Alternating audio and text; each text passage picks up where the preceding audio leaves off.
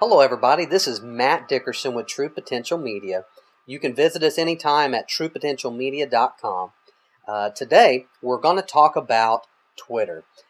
So we created a Twitter account and we want to first get you familiar with your account and where you can change information and just where information is located.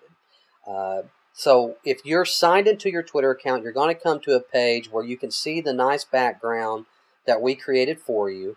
It'll say the number of tweets, number of people that you're following, and how many followers you have. Again, at this point for you getting started, it may be zeros or in the single digits, and that's okay. You got to start somewhere, right? And that's what this video is about. But before we go into the back end, for you to see the information, I'll first want you to see the way that the world sees your account. Right now, you're in the back end where it says tweets here. If you've followed anybody up to this point, they're going to have their tweets here. So, for instance, Dave is following 400 people. These are tweets from those 400 people based on the time. And now you can see, just as we were talking, there's 6 new tweets that have taken place. So Twitter is very busy and a lot of things going on. And that's okay. Just don't get overwhelmed. But in order to see the way the people's come to your account, up here where it says View My Profile Page, click on your name. So when people come, they're going to see this same background. They're going to see the bio that was created for you. They're going to see a website, number of tweets, following, and followers. Now, they're not going to see this Edit Your Profile button, of course, but they will see here all the tweets that you have done, if any, at this point. And Twitter's going to throw some things at you, people that may be familiar to you and all these other buttons, but don't worry about that right now. I want to get you familiar with the back end. So I want you to come up here to the top right, over here where this shadow character is, click the down menu and come down to settings. So here's where you can find where your username, your email account is. Now, real quick, let others find me by my email address. That's always a good idea. It's not going to be publicly displayed, but if someone knows you and they decide they want to search Twitter and they allow Twitter to use their Gmail account to find all their friends on Twitter, you want to be there because you want them following you. So click on that button and they can find you by that email address. Of course, it's going to be set to English, the time zone where you're in, and then here, if you want to add a location to your tweets, you can do that. A lot of people aren't interested in doing that, but if you feel like that's important, all you got to do is click here, and it'll do that for you. And then also, this is important, tweet media, display media that may contain sensitive content, mark my media as containing sensitive content.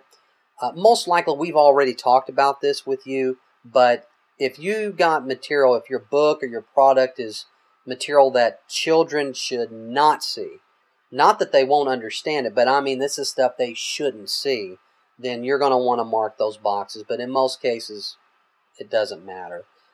Tweet privacy, just so you know what this is, if you were to click this, people cannot see your tweets unless they're following you. And really, that's not a good idea, especially when you're trying to build your Twitter following. The followers to your Twitter, it makes it very hard for them to want to follow you if they can't even see what you're writing about. That's what that does. Personalization, tailor Twitter based on my recent website visits. This is going to be clicked. Don't worry about it. It's just that they suggest, the preview suggestions are tailored for you. And so that's something that's going to be coming around in Twitter. This is always going to be clicked because anytime there's a secure connection, we want to use that. But again, a lot of these settings are already preset, but I just wanted you to see where it is located. Now over here, you'll see password. You click on it. This is where, if you need to, you can change your password. You type in your current one, then you put in a new one, you type in the new one again and hit Save Changes, and it will do that.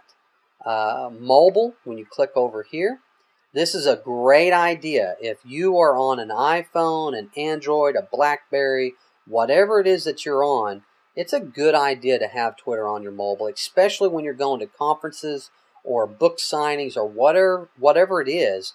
You want to have the ability to use Twitter. So if you haven't done that yet, click on this button and you're going to go to Twitter's mobile app and you can download it to your phone that way.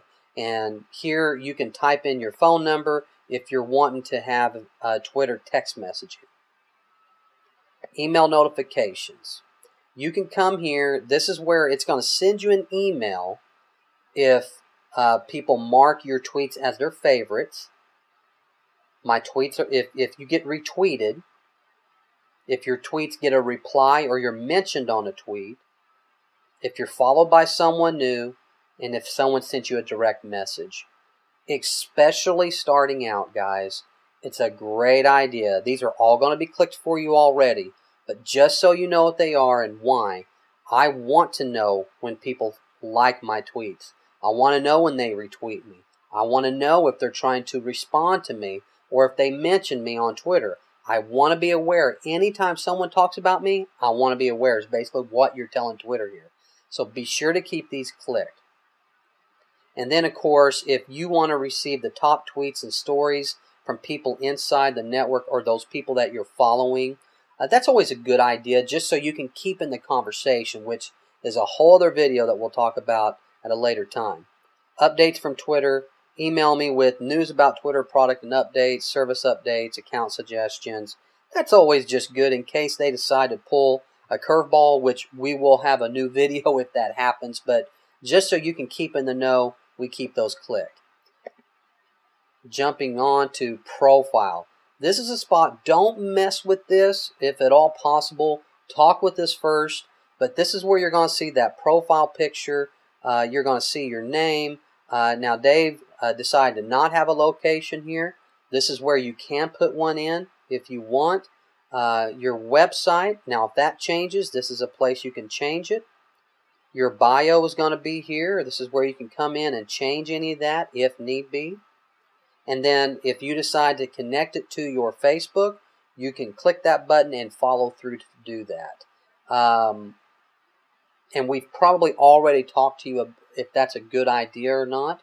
So I'll just move on to the next, which is design. Now, this is very important. Please do not mess with this. Only because if you click on these, this background that we created for you is going to change. So you want to leave this alone, but this is where most people, these are their only options for backgrounds on their Twitter account. And everyone has the same options. So we have made you stick out by giving you a customized background that's killer. But you can go down here and you can see the different codes and different things that we've done. Just so you know what that is, that's where that's at. And then apps and widgets. Again, this is going to be something that we have already preset for you and you do not need to worry about.